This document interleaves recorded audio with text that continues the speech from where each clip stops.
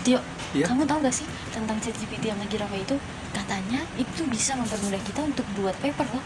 Oh, aku tahu itu. Ini aku lagi pakai. Oh iya, ChatGPT itu apa sih, Tio? ChatGPT adalah produk dari perusahaan AI non-profit yang disebut sebagai OpenAI yang didirikan pada tahun 2015.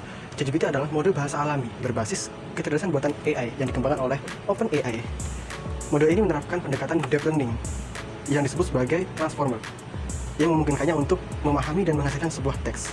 Selain itu, ChatGPT bisa digunakan dalam penulisan sebuah teks, menyediakan saran dan ide, bahkan digunakan sebagai sarana hiburan seperti bermain peran dalam cerita interaktif. Sebagai aplikasi yang diciptakan oleh manusia, tentu ChatGPT memiliki kelebihan dan juga kekurangan. Kelebihan ChatGPT yang pertama, ChatGPT mampu menjawab semua pertanyaan yang kita lontarkan hanya dalam hitungan detik. Yang kedua, ChatGPT juga mampu menangani percakapan yang kompleks karena ChatGPT menggunakan arsitektur transformer atau biasa disebut sebagai self-attention. Dan yang ketiga, ChatGPT memiliki kemampuan untuk dapat menggenerasikan teks dengan sangat baik.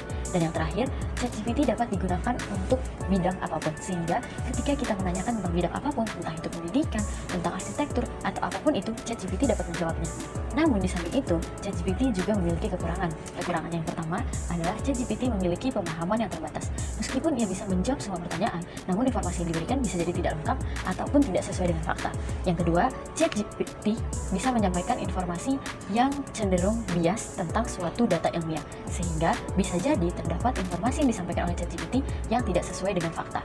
Yang ketiga, ChatGPT memiliki ketergantungan kepada konteks percakapan yang sebelumnya, sehingga tidak efektif jika kita menyampaikan pertanyaan yang di luar konteks sebelumnya. Dan yang terakhir, ChatGPT masih memiliki kesalahan baik dalam informasi maupun generasi teks. Nah, setelah dari kelemahan dan kelebihan dari ChatGPT, kita akan masuk pada manfaat dari ChatGPT itu sendiri.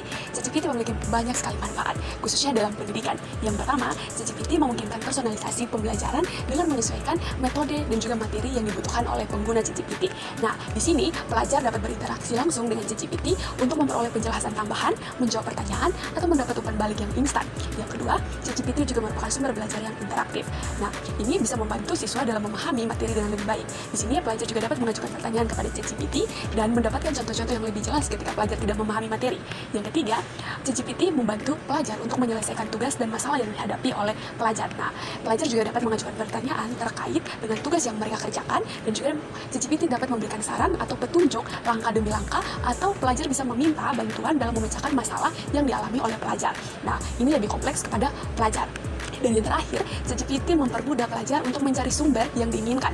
Selain itu, membantu pelajar untuk meringkas materi yang ingin pelajar ringkas. Dan yang terakhir, yaitu dapat membantu pelajar untuk memparafrasi kalimat, khususnya dalam pembuatan paper.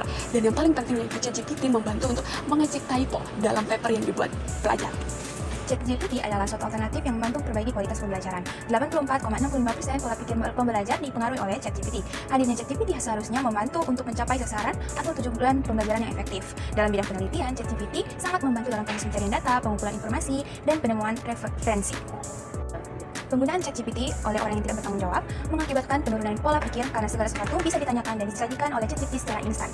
Kemudian, ChatGPT dalam penelitian tidak dapat menggantikan peran dan kontribusi peneliti karena penelitian yang berkualitas itu melibatkan pemikiran kritis, desain metodologi yang tepat, pengumpulan data yang teliti, dan analisis yang mendalam. Hal ini berdampak negatif pada kualitas dan esensi suatu karya. Nah, pendapat dari kelompok kami, penggunaan ChatGPT dalam dunia pendidikan telah menimbulkan tantangan dan peluang yang besar, khususnya pada saat ini, sehingga perlu dipertimbangkan untuk menggunakan ChatGPT. Nah, penggunaan ChatGPT seharusnya dipandang sebagai alat pendukung pembelajaran, sehingga tidak menggantikan peran guru.